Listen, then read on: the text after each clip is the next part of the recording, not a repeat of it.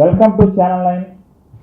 ఈరోజు మన ముఖ్య అతిథి నెల్లూరు నగర city YCP incharge MLC Parvathareddy Chandrasekhar Reddy. MLC Parvathareddy Chandrasekhar Reddy city ఇన్ఛార్జిగా ఎలా మారారు, ఆయన ప్రస్తుతం అధికార టీడీపీని ఎలా ఎదుర్కోబోతున్నారు అన్న అంశాలపై ఆయనతో మాట్లాడి అడిగి తెలుసుకున్నాం. నమస్కారం సార్. నమస్తే సార్, ఇటీవల కాలంలో మీరు సిటీ ఇన్ఛార్జిగా ఎన్నికయ్యారు. అది ఎలా సాధ్యమై మీరు ఎమ్మెల్సీగా ఉన్నారు, సిటీ ఇన్ఛార్జిగా ఎలా వచ్చారు? ఎన్నిక అనడం కంటే ఎంపిక అనడం కరెక్ట్ అవుతుంది. నెక్స్ట్ జగన్మోహన్ రెడ్డి గారు ఎమ్మెల్సీగా నన్ను 2022 సంవత్సరంలో నేను ఎవరో ఆయనకి తెలియని టైంలో కూడా నన్ను పిలిచి నన్ను టీచర్ ఎమ్మెల్సీగా కంటెస్ట్ చేయమని చెప్పడం. ఆ రోజు టీచర్ ఎమ్మెల్సీగా కంటెస్ట్ చేయడానికి కానీ ఇప్పుడు దాకా టీచర్ ఎమ్మెల్సీగా ఏ పొలిటికల్ పార్టీ నుంచి ఏసీ గెలిచింది కూడా లేని పక్షంలో నాకు ఆయన చెప్పడం, మిత్రులు అందరూ వద్దని చెప్పినా కూడా నేను జగన్మోహన్ రెడ్డి గారు ఒక మాట చెప్పిన తర్వాత తప్పకుండా అది ఒక భగవంతుని నిర్ణయం లాగా భావించి ముందుకెళ్ళాను. జగన్మోహన్ రెడ్డి గారి ఆశీస్సులతో అందరి ప్రోత్సాహంతో ఆ ఎన్నికల్లో గెలవడం కూడా జరిగింది. గెలిచిన తర్వాత జగన్మోహన్ రెడ్డి గారు ఏ బాధ్యత అప్పగిస్తే ఆ బాధ్యత నెరవేర్చడానికి నేను ఎప్పుడు కూడా సిద్ధంగానే ఉంటాను. ప్రధానంగా నేను ఎమ్మెల్సీ అయిన తర్వాత వెంకటగిరి కాన్స్టిట్యున్సీ అబ్జర్వర్గా నన్ను మొట్టమొదటిగా ఆయన నియమించడం, ఆ తర్వాత అవసరమయ్యి నెల్లూరు కాన్స్టిట్యున్సీ అబ్జర్వర్గా నన్ను మార్పు చేయడం, ఆ తర్వాత నెల్లూరు జిల్లా అధ్యక్షుడిగా పెట్టడం, ఆ తర్వాత టీచర్స్కి సంబంధించి రాష్ట్ర విభాగానికి అధ్యక్షుడిగా చేయడం, ఇలా అనేకమైనటువంటి బాధ్యతలు ఇచ్చినప్పుడు నేను అన్నింటినీ కూడా ఆయన చెప్పిన ప్రతి పనిని కూడా శిరసాహిస్తూ చెప్పింది చెప్పినట్టుగా చేస్తూ కూడా వస్తా ఉన్నాను. నెల్లూరు సిటీ బాధ్యతలు తీసుకున్న తర్వాత ఎమ్మెల్సీ బాధ్యతల్లో కొంచెం తగ్గిన మీ కాడ సేవలు తగ్గిన టీచర్ తప్పకుండా మీరు చెప్పింది కొంతవరకు నేను ఏకీభవిస్తాను. అయితే టీచర్స్ నా దగ్గరికి వచ్చినప్పుడు కానీ టీచర్స్ సమస్యలు ఏమున్నా కూడా నేను వాటిని రిప్రజెంట్ చేస్తూ వస్తున్నాను. కౌన్సిల్లో కూడా నేను టీచర్స్కి సంబంధించిన ఇష్యూస్ని ప్రధానంగా ప్రస్తావించడానికి నేను ప్రయత్నిస్తూ ఉన్నాను.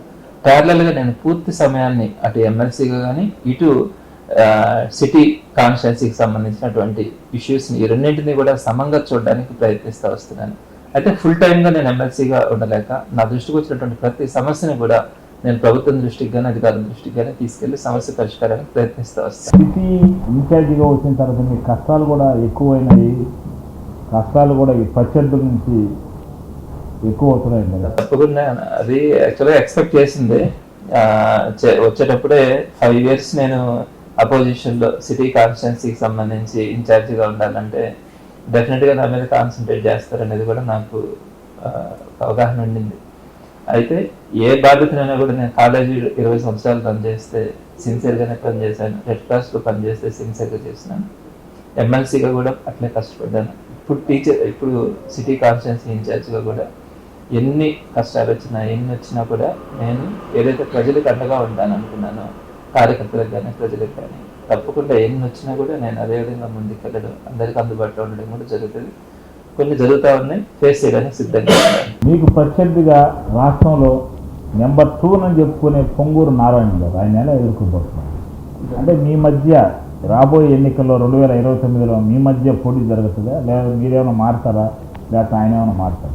జగన్మోహన్ రెడ్డి గారు ఆదేశించిన దాని ప్రకారం అయితే నేను 2029లో నెల్లూరు సిటీ కాన్స్టిట్యున్సీ నుంచి ఎమ్మెల్సీగా పోటీ చేయాలన్నది ఆయన నిర్ణయం. నేను దానికి తగ్గట్టుగానే ముందుకెళ్తా ఉన్నాను. నారాయణ గారు ఆర్థికంగా బలమైన వ్యక్తి, దాంట్లో డౌట్ లేదు. అదేవిధంగా ఆయనకు ఆర్థికంగా ఉన్నటువంటి దాంతో కావచ్చు నెంబర్ 2గా ఉన్నారు అన్నది కూడా కొంత వాస్తవంగా కనిపిస్తుంది. అయితే గ్రౌండ్ లెవెల్లో ఆయన అన్నీ కూడా మాటలకు పరిమితం కావడం, కార్యకర్తలను పట్టించుకోకపోవడం, ప్రజలని ఆయన ఒక ఉద్యోగస్తులుగా ఒక అటెండర్ల లాగా ఆయన భావించి ముందుకెళ్తున్న తీరైతే ఈరోజు ప్రజల్లో చాలా ఇబ్బంది పడుతూ ఉన్నారు. వాళ్ళ కార్యకర్తలే చాలా ఇబ్బందులు పడే పరిస్థితి ఉంది. కాబట్టి డెఫినెట్గా రాబోయే రోజుల్లో వైఎస్ఆర్సీపీకి కానీ నెల్లూరు సిటీ కాన్స్టిట్యున్సీలో వైఎస్ఆర్సీపీ బలం కానీ తప్పకుండా ఇంకా కూడా పెరిగే అవకాశం ఉంది. 2029లో మీరు ఎమ్మెల్యేగా పోటీ చేస్తారా, ఎమ్మెల్సీగా పోటీ చేస్తారా? 100% ఎమ్మెల్యేగా పోటీ చేస్తాను.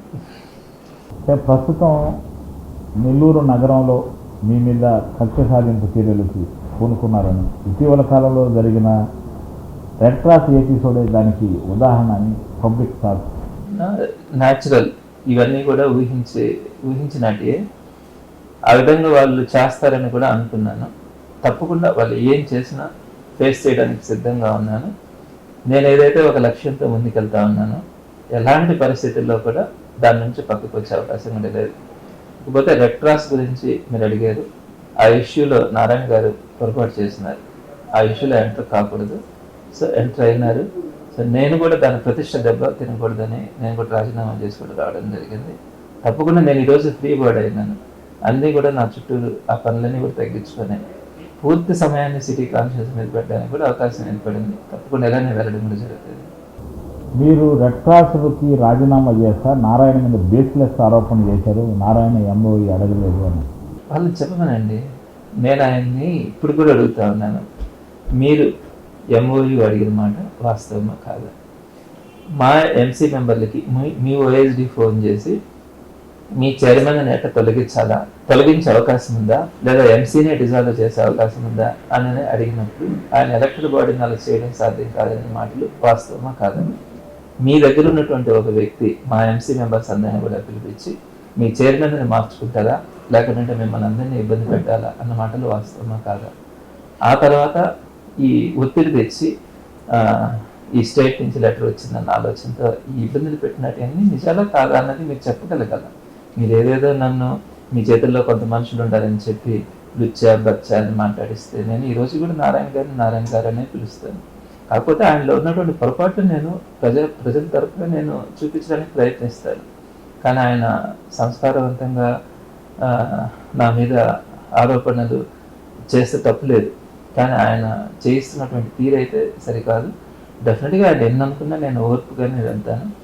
ఇంకా ఆయన చేసినటువంటి పొరపాట్లన్నింటినీ కూడా ఎత్తి చూపించి ప్రజల్లో ఆ చైతన్యాన్ని తీసుకురావడానికైతే 100% నేను ప్రయత్నిస్తాను. ఇటీవల కాలంలో మంత్రి నారాయణ నేను తలుచుకుంటే 10 నిమిషాల్లోనే రెడ్ క్రాస్ని తొలగించేస్తాను, నాకు పెద్ద విషయం కాదు, నా మీద అనవసరమైన ఆరోపణలు చేస్తున్నాడు అని చెప్పాడు ఒక ఇంటర్వ్యూలో చెప్పాడు. మీరు చెప్పింది నేను టీవీ ఛానల్లో చూశాను. నేను అనుకుంటే రెడ్ క్రాస్ నుంచి 10 నిమిషాల్లో అతన్ని తీసేయగలను, ఏదైనా చేయగలను అని నాకు అనిపించింది. నారాయణ గారి అమాయకత్వమా, లేకుంటే ఇంకా పెద్ద పదవి వాడాలంటే పొగరా? నేనేమన్నా ఇన్స్టిట్యూషన్స్లో పనిచేసే ఎంప్లాయీ నారాయణ విద్యా సంస్థలు అనుకుంటున్నాడా? ఈ సొసైటీని అంతా కానీ ఈ పబ్లిక్ని కానీ పాలిటిక్స్ని కానీ ఇవంతా కూడా ఆయన ఒక ఇన్స్టిట్యూషన్లో చేస్తున్నట్టుగానే అనిపిస్తుంది. 10 నిమిషాల్లో ఎలా తీయగలడు? నేను ఒక ఎలక్టెడ్ బాడీ, సుమారుగా 5,000 మంది రెడ్ క్రాస్ లైఫ్ మెంబర్స్ ఎలక్షన్స్లో, బ్యాలెట్ పేపర్ ఎలక్షన్స్లో 15 మందిని ఎన్నుకుంటే ఆ 15 మంది నుంచి నన్ను చైర్మన్గా ఎన్నుకుంటే నువ్వు 10 నిమిషాల్లో తీసేస్తానని మాట్లాడితే అది ఎలా అర్థం చేసుకోవాలా? మీ కాలేజీలో ఒక అటెండర్ని తీసేసినట్టుగా తీసేయగలనని మీరు అనుకుంటే అది అహంకారం అవుతుంది. సో డెఫినెట్గా ప్రజలందరూ కూడా దీనికి సరైనటువంటి గుర్తుపాటు నేర్పిస్తారు. అది ఎలాంటి పరిస్థితులు కూడా పాసిబుల్ కాదు. కొన్ని జిల్లాల్లో ఇటువంటి చేసినప్పుడు కోర్టుకు వెళ్ళి వాళ్ళందరూ కూడా ఇటువంటి అడ్డుకోవడం కూడా జరిగింది. అయితే నేను ఇవన్నిటిని కూడా రెడ్ క్రాస్ యొక్క ప్రతిష్ట దెబ్బతినకూడదన్న ఉద్దేశంతో నేను గౌరవంగా పక్కకు రావడం కూడా జరిగింది. ఇవన్నీ కూడా నారాయణ చేస్తున్నటువంటి మితిమీరినటువంటి అహంకారానికి నిదర్శనమని నేను అనుకుంటాను. ఎలాంటి పరిస్థితులు ఆయన 10 నిమిషాలు కాదు కదా, ఎంతకాలం అనుకున్నా కూడా సాధ్యం కాదు మేము కనుక కోర్టుకు వెళ్ళాలి అని అనుకుంటే. కాకుండా ప్రజలే సమాధానం చెప్తారన్న ఆలోచనతోనే వీటన్నిటికి కూడా ఆ రోజు పక్కకు రావడం కూడా జరిగింది. అయితే ఇప్పుడు ఎంసీ మెంబర్స్ని కూడా డిస్టర్బ్ చేయడానికి ప్రయత్నం చేస్తూ ఉన్నారు. డెఫినెట్గా దాని గురించి మాత్రం కోర్టుకి వెళ్ళడం జరుగుతుంది. కోర్టులో వాళ్ళు చేసినటువంటి తప్పులన్నింటినీ కూడా గవర్నర్ గారు అపాయింట్మెంట్ తీసుకోవడం కానీ, రాష్ట్రపతి గారు అపాయింట్మెంట్ తీసుకోవడం కానీ జరుగుతుంది. ఇక్కడ జరుగుతున్నటువంటి అన్నీ కూడా వాళ్ళకి ఎక్స్ప్లెయిన్ చేయడం కూడా జరుగుతుంది. నెల్లూరు సిటీ నుంచి గతంలో 2024లో ఎన్నికైన అనిల్ కుమార్ యాదవ్ మీ మధ్య సంబంధాలు ఎలా కొనసాగాయి? డెఫినెట్గా అనిల్ కుమార్ యాదవ్ గారు మా సీనియర్ లీడర్, వైఎస్ఆర్సీపీ మొదటి నుంచి ఆయన పనిచేస్తూ ఉన్నారు.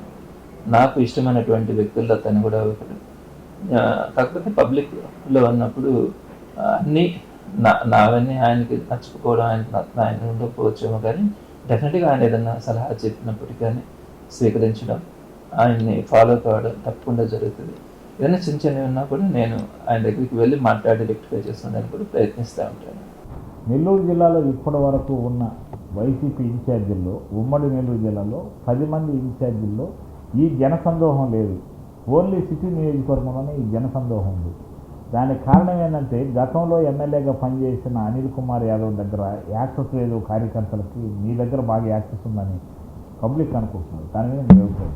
కారణాలు అన్నది తెలియదు, కానీ ప్రతిరోజు సుమారుగా ఒక 150 మంది సగటున ఇక్కడికి రావడం, కార్యకర్తలు రావడం, మాట్లాడడం జరుగుతుంది. నాకు చాలా సంతోషం అని కూడా అనిపిస్తుంది. నేను ప్రతిపక్షంలో ఉన్నాను అనే అభిప్రాయం నాకు ఏ రోజు కలగట్లేదు. నేను జగన్మోహన్ రెడ్డి గారితో కూడా అదే అభిప్రాయాన్ని కూడా చెప్పడం కూడా జరిగింది. డెఫినెట్గా వాళ్ళ మాటలన్నీ విని ప్రజలు ఏ విధమైనటువంటి బాధలు పడుతూ ఉన్నారు, ఎలాంటి సమస్యలు వాళ్ళకు ఉన్నాయి, నెక్స్ట్ ప్రస్తుతం ఉన్నటువంటి ప్రభుత్వం ద్వారా ఎంత సఫర్ అవుతా ఉన్నారు, వీటన్నిటిని కూడా తెలుసుకోవడం కూడా జరుగుతుంది. డెఫినెట్గా ఈ ప్రతిపక్షంలో పనిచేయడం అన్నది ఒక అవగాహనని, ప్రజల యొక్క బాధను తెలుసుకోవడంలో నాకు చాలా ఉపయోగపడుతుంది. సో నాకైతే సంతోషంగా ఉంది. ప్రజలతో కలిసి నడవడం, ప్రజల బాధలు వినడం, ప్రజలతో పాటు వారికి కావాల్సినటువంటి వాటి గురించి పోరాడడం చాలా సంతోషంగా ఉంది. డెఫినెట్గా నేను ప్రతిపక్షంలో కూడా ఇదే విధంగా రాబోయే 4.5 సంవత్సరం పాటు వాళ్ళతో పాటు కలిసి నడుస్తాను. ఏ ఇబ్బంది ఉన్నా కూడా నేను స్పందించడం కూడా జరుగుతుంది. డెఫినెట్గా ఈ వాళ్ళు చూపిస్తున్నటువంటి ఆదరణను మాత్రం నేను ఎప్పటికీ కూడా మర్చిపోలేనని అనుకుంటాను. ఇప్పుడు వరకు మీరు విద్యావేత్తగా ఉన్నారు, ఇప్పుడు ఫుల్ టైం రాజకీయాల్లోకి వచ్చారు. ఫుల్ టైం రాజకీయాలు ఇంకా కొనసాగిస్తారా, లేదా ఒకసారి ఎమ్మెల్యే అయిన తర్వాత బ్రేక్ అవుతారా? నేను రెడ్ క్రాస్లోకి వచ్చిన తర్వాత కాలేజ్ యాక్టివిటీస్ని తగ్గించినాను. ఎమ్మెల్సీ అయిన తర్వాత పూర్తిగా ఆపేశాను. నేను మా ఎడ్యుకేషన్ ఇన్స్టిట్యూషన్స్కి చైర్మన్ ఉండేవాడిని. చైర్మన్గా రిజైన్ చేసి మా అబ్బాయిని చైర్మన్గా పెట్టడం. ఈరోజు కనీసం నేను కాలేజెస్కి ఒక 10 నిమిషాలు కూడా పోవట్లేదు. పూర్తి సమయాన్ని నేను పాలిటిక్స్లోనే ఉంటున్నాను. సిన్సియర్గా చేస్తాను. జగన్మోహన్ రెడ్డి గారిని ఇంకొకసారి సీఎంగా చేసుకునేదానికి నేను ఎంత దూరమైనా కూడా ప్రయత్నిస్తాను. ఇదే విధంగా కూడా వెళ్ళడం జరుగుతుంది. ఇంత పెద్ద నెల్లూరు సిటీ కాన్స్టిట్యున్సీలో 2 అయ్యవార్ల మధ్య రాబోయే ఎన్నికల్లో పోటీ జరగబోతుంది. అంటే టీచర్ల మధ్య పోటీ జరగబోతుంది. నేను ఇదే అనుకున్నాను. అంటే నారాయణ గారు ఒక రకంగా నాకు గురువు లాంటి వ్యక్తి. ఒక హుందా పాలిటిక్స్ చేస్తారు, ఒక మంచి రాజకీయాలు ఉంటాయి అని నేను కూడా అదే విధంగానే ముందుకెళ్తా ఉన్నాను. ఈ మధ్య ఆయన చేస్తున్నటువంటి తీరు కానీ, వెళ్తున్నటువంటి దారి కానీ చూస్తే ఆయన హుందా పాలిటిక్స్ చేస్తారని అయితే అనిపించట్లేదు. తప్పకుండా ఆయన ఎలా వెళ్ళినా కూడా నేనైతే ఏదైతే ఒక టీచర్గా నేను స్టార్ట్ చేస్తున్నానో ఈ రోజుకి కానీ రేపటికి కానీ హుందా పాలిటిక్స్తోనే వెళ్ళడం జరుగుతుంది. డెఫినెట్గా నారాయణ గారు చేస్తున్నటువంటి పొరపాటుని ముందుకు తీసుకెళ్ళి ప్రజలకి వివరించడం కూడా జరుగుతుంది. మీరు అన్నట్టు 2 టీచర్స్మే కాదు, ఆయనకి నేను డైరెక్ట్గా శిష్యుని కాకపోయినా కొంతకాలం నేను ఆయన దగ్గర స్టూడెంట్గా కూడా ఉన్నాను. సో ఇది రేర్ కేసెస్లో జరిగేటువంటి సంఘటన అనుకోవచ్చు. అంటే గతంలో కోవూరులో పాలిటిక్స్ మాట్లాడుతున్నాం కాబట్టి, కోవూరులో బెజవాడ పాపిరెడ్డి, నల్లపురెడ్డి శ్రీనివాసరెడ్డి మధ్య ఒక ఎన్నిక జరిగింది, ఉప ఎన్నిక. బెజవాడ పాపిరెడ్డి వచ్చేసి నల్లపురెడ్డి శ్రీనివాసరెడ్డికి గురువు. వాళ్ళిద్దరి మధ్య పోటీ జరిగినప్పుడు ఒక ఆసక్తికరమైన సన్నివేశం ఏర్పడింది. నామినేషన్ సందర్భంగా బెజవాడ పాపిరెడ్డి వచ్చి నల్లపురెడ్డి శ్రీనివాసరెడ్డి దీవించాడు, నువ్వే గెలుస్తున్నావు పోయింది. అలాంటి సన్నివేశం ఏమైనా వస్తుంది? చూడాలి. అంటే డెఫినెట్గా నెల్లూరు సిటీలో కంటెస్ట్ చేయడం జరుగుతుంది. మరి అటుపక్క నుంచి నారాయణ గారు కంటెస్ట్ చేస్తారా లేదా 2029 అన్నది చూడాలి. చూసినప్పుడు తప్పకుండా ఆయన దీవెనలు ఉండాలని కోరుకుంటాను. నెల్లూరు సిటీ నియోజకవర్గంలో ఈ 7 నెలల్లో అభివృద్ధికి మీరు ఎన్ని మార్కులు వేస్తారు? అసలు జరగలేదని చెప్తాను. 0 మార్కులు. ఎందుకంటున్నానంటే లాస్ట్ 2019-24 వైఎస్ఆర్సీపీ గవర్నమెంట్లో 2 years కోవిడ్ అల్లాడిపోయారు జనాలంతా కూడా, ఇంట్లో నుంచి బయట రాకుండా. అయినా కూడా ఆ 5 years టైంలో 2 years కోవిడ్ ఉన్నప్పుడు కూడా మనం చాలా డెవలప్మెంట్స్ చేసుకున్నాం. ఇక్కడే మనకి ఫ్లైఓవర్ని చేసుకున్నాము, సర్వేపల్లి కెనాల్ డెవలప్మెంట్ కానీ, జాఫర్ సాహెబ్ కెనాల్ డెవలప్మెంట్ కానీ, దానికి ముందున్నటువంటి రోడ్డుని మీద 60 feet రోడ్డు, 100 feet రోడ్డు, దాన్ని డెవలప్ చేసుకోవడం కానీ, అలానే స్కూల్స్ అన్నిటినీ కూడా రెనోవేట్ చేసుకోవడం కానీ, హాస్పిటల్స్ని కట్టుకోవడం కానీ, అలా మనం పెన్నా మీద 2వ బ్రిడ్జ్ కానీ, నెక్స్ట్ మనకి బ్యారేజ్, నెల్లూరు బ్యారేజ్ కంప్లీట్ చేసుకోవడం, ఇలా అనేకమైనటువంటి డెవలప్మెంట్ యాక్టివిటీస్ మనం చేసుకున్నాం. నారాయణ గారు ఏం చేసినారు? అంతకుముందు 2014-19 మినిస్టర్గా ఉన్నప్పుడు కూడా ఆయన అండర్గ్రౌండ్ డ్రైనేజ్ వాటర్ సిస్టమ్ అన్నారు. అది కూడా పూర్తి ఫెయిల్యూర్ ప్రాజెక్ట్, సరిగ్గా కంప్లీట్ చేసుకోలేదు. ఇప్పుడు కూడా ఆయన సుమారుగా 7 నెలలు అయితే వచ్చి అంతా డెస్ట్రాయ్ చేస్తూ ఉన్నాడు. రియల్ ఎస్టేట్ వాళ్ళని భయపెడతాడు, నేను అది కొట్టేస్తానంటాడు, ఇల్లులు కొట్టేస్తానంటాడు. అసలు ఏం మాట్లాడుతూ ఉన్నారు? ఒక అధికారి మాట్లాడితే అర్థం చేసుకోవచ్చు. ఒక రాజకీయ నాయకుడు, ప్రజల మనసుల్ని గెలుచుకోవాల్సిన వ్యక్తి మీరే కొట్టేస్తాను, చించేస్తానని చెప్పి మాట్లాడితే ప్రజలు చాలా బాధపడుతూ ఉన్నారు. ఈరోజు అదేవిధంగా జాఫర్ సాహెబ్ కెనాల్ డెవలప్మెంట్ చేసిన తర్వాత పక్కన వాకింగ్ ట్రాక్ మనం కడితే ఆ వాకింగ్ ట్రాక్ మీద తీసుకొని వచ్చి బంకులు పెట్టేస్తా ఉన్నాడు. నేను బ్యూటిఫికేషన్ అంటాడు, నేను అందంగా నేను నెల్లూరు సిటీని తీర్చిదిద్దుతానంటాడు.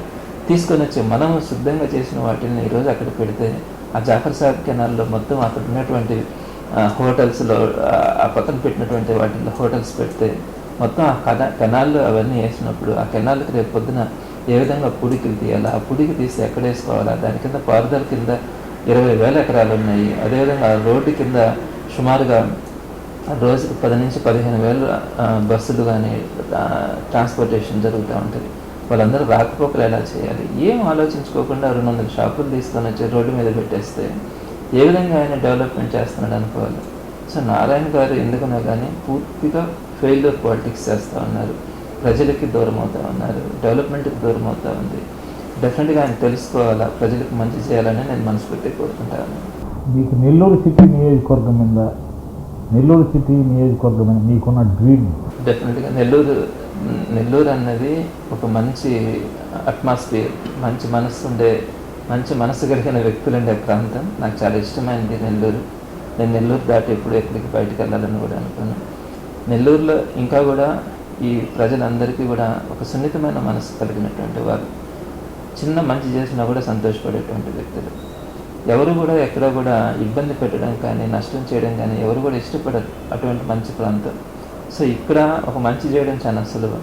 సో డెఫినెట్గా నేనైతే ఇంతకుముందు మన గవర్నమెంట్ కనుక మరలా కనుక వచ్చి ప్రజలందరూ ప్రశాంతంగా అర్ధరాత్రి కూడా ఇబ్బంది లేకుండా తిరగగలిగేటట్టుగా, అదేవిధంగా కొన్ని ఏరియాల్లో క్రైమ్ రేటు కూడా ఉంది కొన్ని ప్రాంతాల్లో, దాని అంతా పూర్తిగా కంట్రోల్ చేయడం కానీ, అందరూ కూడా ఎవరైనా ఏదైనా కూడా అంటే ఈ చీటింగ్ కానీ మోసాలు కానీ ఇట్లాంటివన్నీ లేకుండా ఒక ప్రశాంతమైన నెల్లూరుగా దీన్ని తయారు చేయాలని అనేది ఒక డ్రీమ్ అయితే ఉండింది.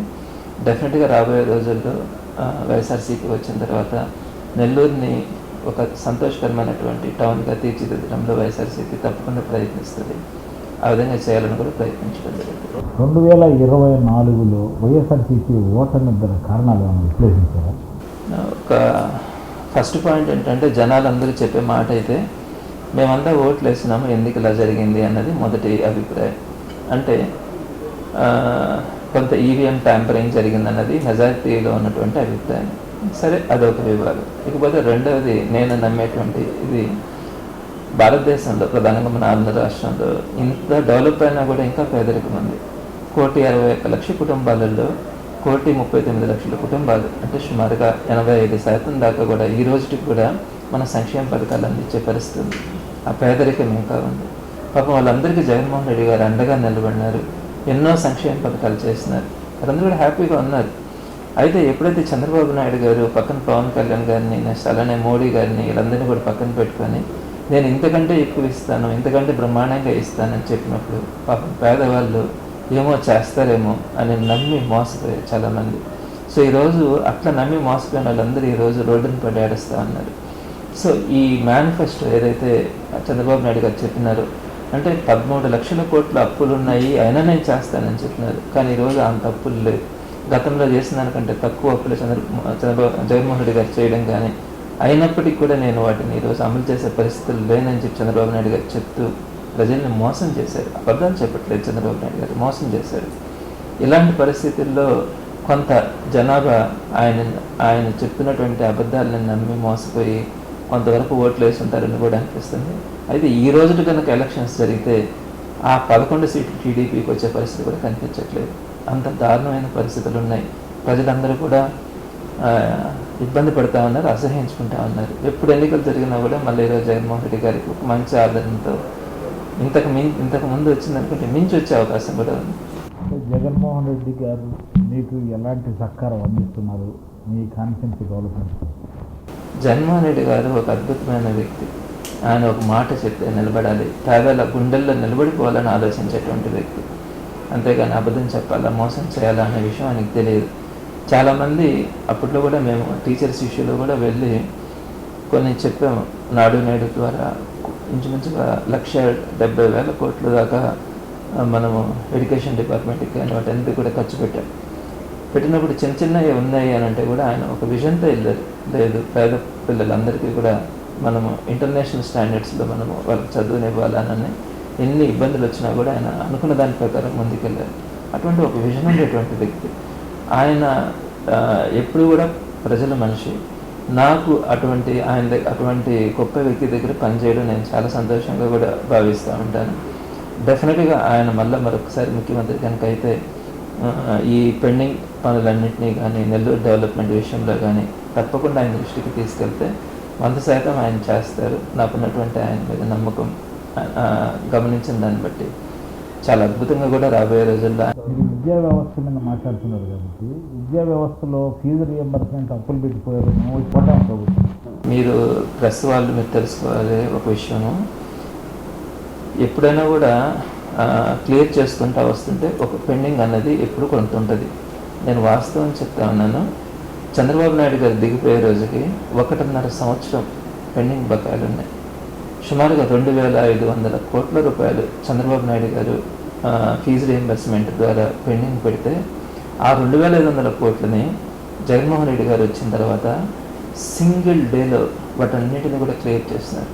వాస్తవం 2,500 కోట్లని ఆయన సింగిల్ డే అందరికీ కూడా అమౌంట్ ట్రాన్స్ఫర్ చేస్తున్నారు. అలానే 2019లో జగన్మోహన్ రెడ్డి గారు వచ్చిన తర్వాత 2 years కోవిడ్ ఉన్నా కూడా ఫీజు రియంబర్స్మెంట్ ఇచ్చినారు. ఆయన దిగిపోయే రోజు దాకా కూడా ఎవ్రీ 3 months ఒకసారి రెగ్యులర్గా ఫీజు రియంబర్స్మెంట్ క్లియర్ చేస్తూ వచ్చినారు. అయితే ఇంకా అక్కడ తర్వాత పెండింగ్లో ఉంటాయి. అంటే ఆయన 2024 మార్చి దాకా ఆయన ఉండింది. ఆ తర్వాత ఇవ్వాల్సినటువంటి రియంబర్స్మెంట్స్ 2 quarters పెండింగ్లో ఉన్నాయి. సుమారుగా 2,000 కోట్ల దాకా పెండింగ్లో ఉన్నాయి. అవన్నీ కూడా ఆ తర్వాత క్లియర్ చేసుకుంటూ రావాలి. ఇప్పటికి చంద్రబాబు నాయుడు గారు వచ్చి సుమారుగా 7 నెలల కాలమైంది. అంటే దానికి ముందు 2 నెలలు ఎలక్షన్ పీరియడ్ కూడా ఉండింది. అంటే సుమారుగా 9 నెలల నుంచి జగన్మోహన్ రెడ్డి గారు లేరు. ఈ 9 నెలల కాలంలో చంద్రబాబు నాయుడు గారు వచ్చిన తర్వాతనైనా కూడా ఒక్క క్వార్టర్ కూడా ₹1 కూడా ఫీజు రియంబర్స్మెంట్ ఈ రోజుకి ఇవ్వలేదు. అదే మీకు జగన్మోహన్ రెడ్డి గారి పీరియడ్లో తీసుకోండి, ఎవ్రీ 3 months ఒకసారి రెగ్యులర్గా ఫీజు రియంబర్స్మెంట్ని క్లియర్ చేసుకుంటూ వచ్చినాడు. మరి వీళ్ళకి ఏ విధంగా అధికారం ఉంది జగన్మోహన్ రెడ్డి గారు ఫీజు రియంబర్స్మెంట్ క్లియర్ చేయలేదని చెప్పడానికి? మీ గవర్నమెంట్లో 1.5 yearలో ఉన్నటువంటిది క్లియర్ చేసడంతో పాటు ప్రతి 3 నెలలకు ఒకసారి రెగ్యులర్గా ఫీజు రియంబర్స్మెంట్ పే చేసి చివరి రోజు దాకా కూడా మాట నిలబెట్టుకున్నటువంటి వ్యక్తి. ఈ రోజు 9 నెలలు అయింది. ఈ 9 నెలల నుంచి ₹1 కూడా ఫీజు రియంబర్స్మెంట్ పే చేయలేదు. కాబట్టి చంద్రబాబు నాయుడు గారు అబద్ధాలు చెప్తానే ఉంటాడు, ప్రజలు నమ్ముతారు అనుకుంటాడు. ఈరోజు ప్రజలు పడుతున్నటువంటి బాధ ఆయనకు అర్థం కావట్లేదు. ఎంతమంది పిల్లలు ఫీజు రియంబర్స్మెంట్ రిలీజ్ కాక, సర్టిఫికేట్లు తీసుకోలేక, ఉద్యోగాలు వచ్చి ఆ ఉద్యోగాల్లో చేరలేక నానా కష్టాలు పడుతూ ఉన్నారు. ఇంజనీరింగ్ అంటే సుమారుగా 35,000 40,000 రూపాయలు ఫీజులు ఉంటాయి. దాంతోపాటు వాళ్ళకి మళ్ళీ ఎక్స్పెన్సెస్ ఉన్నాయి. వాటన్నిటిని చేర్చుకోలేక చదువులను ఆపేసే పరిస్థితి ఉంది. చంద్రబాబు నాయుడు గారికి కనువిప్పు కలగాలి. వీరందరూ బాగా అర్థం కావాలి. ఆ ఫీజు రియంబర్స్మెంట్స్ని తొందరగా రిలీజ్ చేయాలని వైఎస్ఆర్సీపీ కూడా ఫైట్ చేస్తారు. ఇటీవల కాలంలో కూటమి ప్రభుత్వంలో మొక్కలకు ఏర్పడ్డాయి. మరో డిప్యూటీ సీఎంగా లోకేష్ డెఫినెట్గా అంటే అది వారి అంతర్గత విషయం. వైఎస్ఆర్సీపీ దాంట్లో మాట్లాడడం కూడా అంత గౌరవం ఉండకపోవచ్చు. కానీ లోకేష్ గారు అయితే మొదటి నుంచి కూడా ఆశతో ఉన్నారు. ఆయన సీఎం కావాలని, డిప్యూటీ సీఎం కూడా కాదు. పవన్ కళ్యాణ్ గారు ఎక్కడ ఎదిగిపోతారో, పవన్ కళ్యాణ్ గారు తను డామినేట్ చేస్తారని భయం లోకేష్ గారిలో ఎక్కువగా ఉంది. డెఫినెట్గా పవన్ కళ్యాణ్ గారిని డామినేట్ చేయడానికి, పవన్ కళ్యాణ్ గారి ప్రభావాన్ని తగ్గించడానికి వాళ్ళ పార్టీ అంతా కూడా ప్రయత్నిస్తూ ఉంది. లోకేష్ గారిని ముందుకు తీసుకొచ్చి డిప్యూటీ సీఎం చేయాలని. డెఫినెట్గా రాబోయే రోజుల్లో ఇంకా అనేకమైనటువంటి పొరపాట్లు వీళ్ళు చేసే అవకాశం ఉంది. ఒకరినొకళ్ళు వారికి పడకుండా పోవడం కానీ, దానివల్ల ప్రజలు ఇబ్బంది పడే పరిస్థితులు వస్తాయి. వైఎస్ఆర్సీపీ వేచి చూసే ధోరణిలో ముందుకైతే వెళ్తుంది. ఇప్పుడు ప్రస్తుతం మీరు డిప్యూటీ ఇన్ఛార్జ్ అయిన తర్వాత మిమ్మల్ని రాజకీయంగా కక్ష సాధింపు చర్యలు చేపడుతున్నారు. విద్యా సంస్థల మీద కూడా దాడులు చేయించాలని చూస్తున్నారు. అది ఎంతవరకు కరెక్ట్? నారాయణ గారికి మొదటి నుంచి ఆయన ఇన్స్టిట్యూషన్స్ ఎక్స్పాన్షన్ చేసేటప్పటి నుంచి కొంత ఈ అలవాట్లు కూడా ఉన్నాయి ఆయనకి. ఒకరిని ఇబ్బంది పెట్టడం కానీ, ఇన్స్టిట్యూషన్స్ని ఇబ్బంది పెట్టడం కానీ ఉంటాయి. సో ఇప్పుడు రాజకీయంగా ఉంది కాబట్టి కొంత ఆలోచనలు ఉండవని నేను చెప్పలేను. కానీ నేనైతే ఒకటే నిర్ణయంతో ఉన్నాను.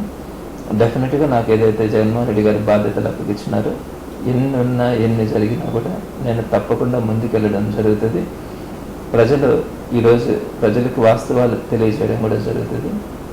నారాయణ గారు అటువంటి పరిస్థితి తెచ్చుకుంటారని కూడా నేను అనుకున్నాను. ఈ రోజుటికి ఆయన చేస్తున్నటువంటి ఈరోజు అంత సోషల్ మీడియా యాక్టివ్గా ఉంది, ఏది జరిగినా కూడా ప్రజలందరూ కూడా అప్డేట్ అవుతా ఉన్నారు.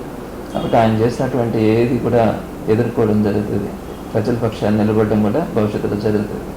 ఇది ఈనాటి Nellore city YCP incharge Parvathareddy Chandrasekhar Reddy మనోగతం. మరో అతిథితో మళ్ళీ కలుద్దాం. నమస్కారం సార్. Thank you.